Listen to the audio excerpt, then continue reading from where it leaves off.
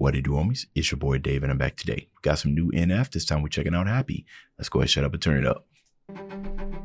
New album dropped. What we talking about here? Dear God, please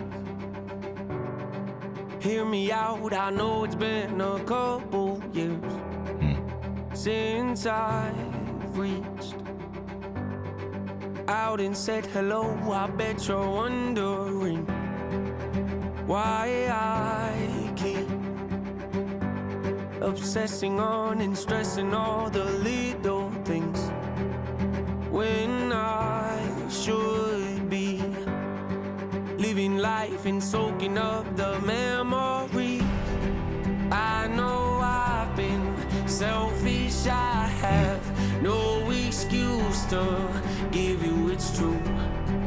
Hanging by a thread's how I live. I don't know why, but I feel more comfortable living in my agony, watching my self-esteem go up in flames, acting like I don't care what anyone else thinks, when I know truthfully that that's the furthest thing from how I feel. But I'm too proud to open up and ask you to pick me up and pull me out this hole I'm trapped in.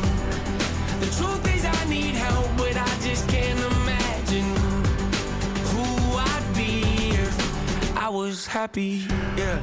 Oh my goodness, there it is. There it is, man. And that's we all know this, but he just got such a way of just writing things, all of that, every single thing of that. And you know, as NF fans, we all know that he writes some of the most relatable material, right? It's almost as if we're afraid to be happy, right? Like he said, live more comfortable living in agony, right? Like you're more comfortable living in misery because it's like one of these where you're afraid to be let down, right?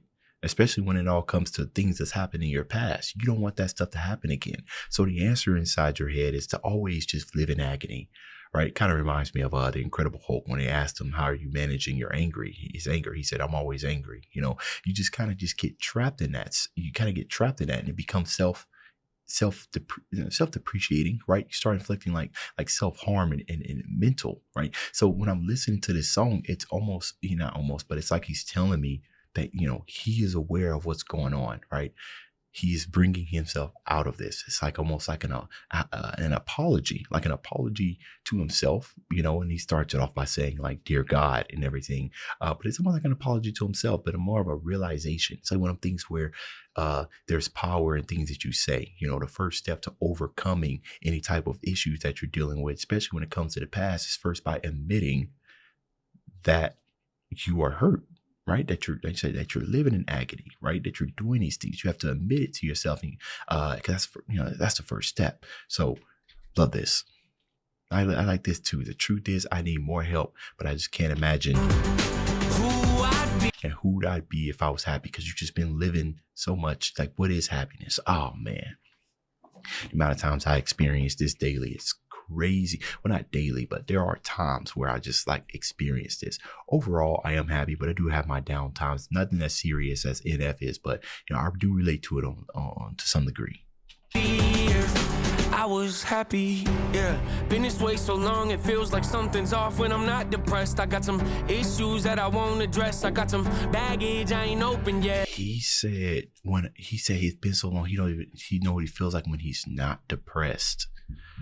And that just started getting me thinking about today's youth and everything, and the type of things that today's youth do to escape depression. And they get so used to that feeling, they don't know what it's like to be happy, right? Happiness is pushing all those feelings away and never having to deal with it in their head.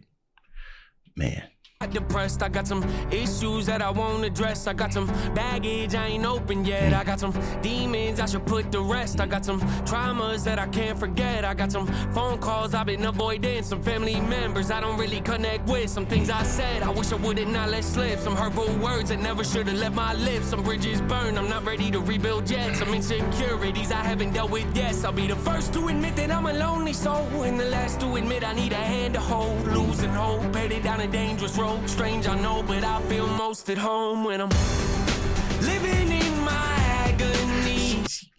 it's I'm listening to this, and it's almost like he's saying like you know how some people kind of get in that situation where they want you to help them, but don't help me too much. Like, help me, but don't help me too much. I still want to be to bring me up a notch here just so I can further plunge myself down. You know what I mean? So yes, right. This song is him healed. It's healing over his past experiences, like over the past trauma. And he's doing this by just saying it. Like I said, it's power in words. He's just speaking it out. I love this. Feel most at home when I'm Love this. living in my agony, watching my self-esteem go up in flames, acting like I don't care what anyone else thinks, when I know truthfully that that's the furthest thing from how I feel. But I'm too proud to open up and ask you to pick me up and pull me out this hole I'm trapped in. The truth is I need help, but I just can't imagine who I'd be if I was happy. Don't know what's around the bend, don't know what my future is, but I can't keep on living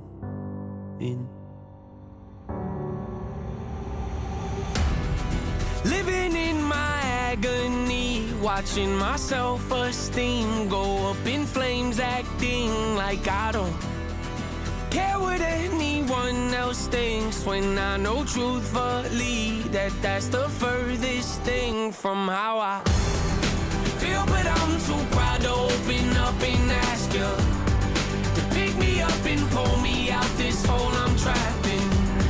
The truth is I need help, but I just can't imagine who I'd be if I was happy.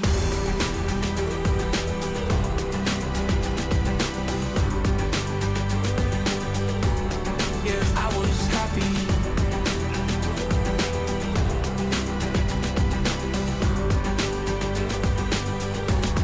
If I was happy. Wow. Okay, so they was doing the flashback between her kind of losing herself and everything, and that must have been, you know, kind of like that must have been her as a child, right?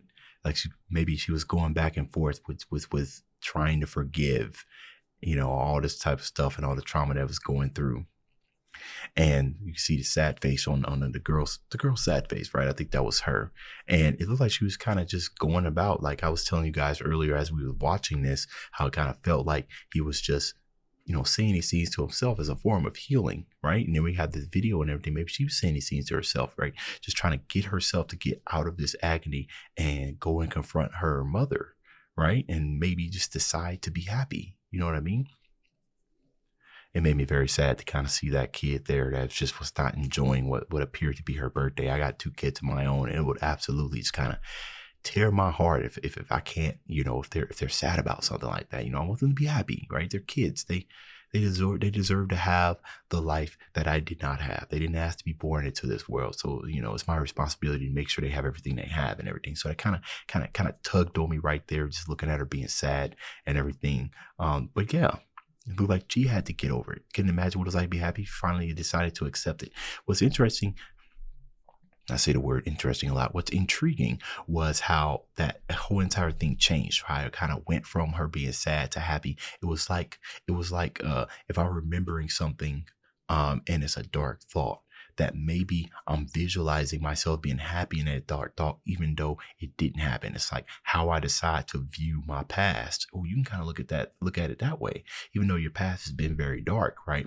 It's up to you how you decide to let it affect you in the future. Maybe at that point, she just said, you know what, those were dark times and everything, but I'm going to pretty much focus on what it's like to be happy. Right. So that's what happened. It was that change of mentality. You see her all of a sudden blow out the candles and start playing with her mother and everything. It was at that point. And she was like, you know what? It's OK. I can heal over this trauma. I can get past this. And then she went to go confront her mom. Looked like she was smiling, if I remember correctly. Yeah, she was smiling. So she's finally go over it. And now the healing has begun. Powerful stuff, NF. Powerful stuff. But you guys let me know if y'all want me to check out the rest of the album. I most certainly will. See you in this video. If you enjoyed the content, leave a like and subscribe. Dave's out.